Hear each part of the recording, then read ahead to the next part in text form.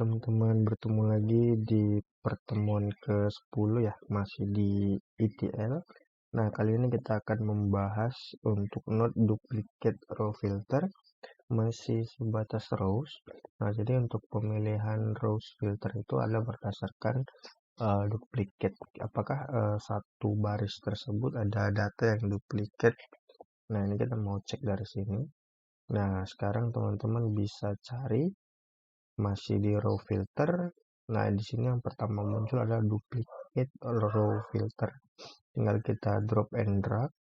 Nah, data masih kita pakai yang sama. Oke. Terus kita hubungin, kita configure terlebih dahulu. Nah, kalau tanda kuning ini berarti datanya udah siap untuk dikonfigur ya. Kita double klik untuk dikonfigur. Nah, di sini ada beberapa pilihan, ada exclude dan include. Nah, untuk kolom yang include, kita mau lihat kolom mana yang ada data duplicate. Contohnya untuk brands terlebih dahulu ya. Untuk brands atau customer type. Nah, kita mau lihat customer type ada berapa jenis dan ada berapa tipe. Nah, kita masukin, jadi nanti si node-nya akan menghitung ada berapa jenis customer type. Jadi seperti grouping seperti itu. Nah, untuk di bagian advance, ini ada satu tab tambahan ya, bagian advance. Nah, di sini dia dikasih pilihan. Nah, apakah kita langsung menghapus data-data yang terdetek dengan node ini sebagai data double, maka dia otomatis akan menghapusnya. Nah, kalau kita pilih ini, nah dihapus berarti yang tersisa hanyalah kolom-kolom unik. Nah, kolom-kolom unik itu diambil nilainya yang mana gitu. Nah, diambil nilainya bisa last, bisa first, maksimum, ataupun minimum. Nah, kita ambil contoh aja ini, kita remove ya data duplicate rows-nya. Nanti akan menyisakan beberapa kolom yang unik yang tidak akan pernah sama. Tinggal kita oke-kan. Terus kita execute. Oke, sudah berhasil dari 1000. Berarti tinggal 2, teman-teman. Nah, berarti ada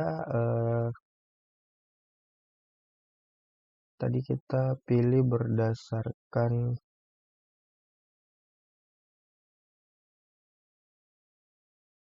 customer type. Ternyata di customer type itu hanya ada 2 tipe customer type. Nah, ini ada yang member, ada yang normal.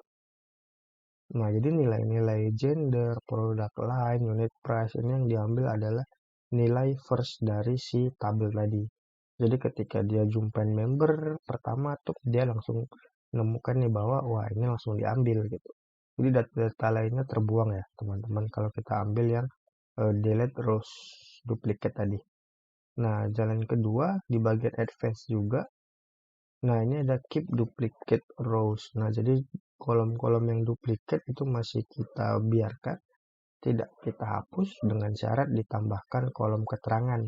Ada yang namanya unique, ada chosen, dan ada duplicate. Nah, untuk unique adalah kolom-kolom yang sepanjang ataupun sejauh rows-nya itu misalnya kita punya 1 sampai 1000 ya. Nah, di 1 sampai 1000 itu hanya ada satu kolom A. Nah, maka kolom yang lain tidak akan punya duplicate. Nah, itu akan dilabeli sebagai data unik. Karena cuma ada satu A dari antara 1000 sampai 1 sampai 1000.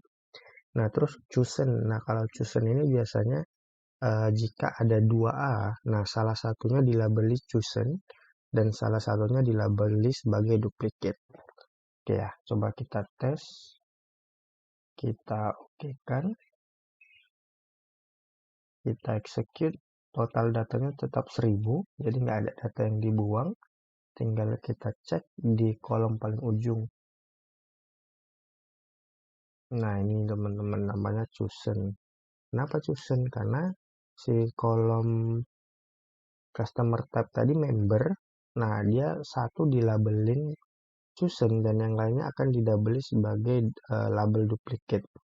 Karena ada beberapa member yang sama di customer type. Seperti itu ya, teman-teman. Nah, jadi nanti mungkin di suatu kondisi teman-teman bakal menemukan yang namanya kolom unik. Kenapa dia bisa unik di kolom ini? Karena dari seluruh data dia cuman hanya satu, nggak ada data duplikat. Untuk chosen dan duplicate ini adalah keterangan ketika si bagian dari rows ini memiliki kembaran ataupun terulang kembali di rows berikutnya. Mungkin itu saja untuk duplicate row filter. Terima kasih.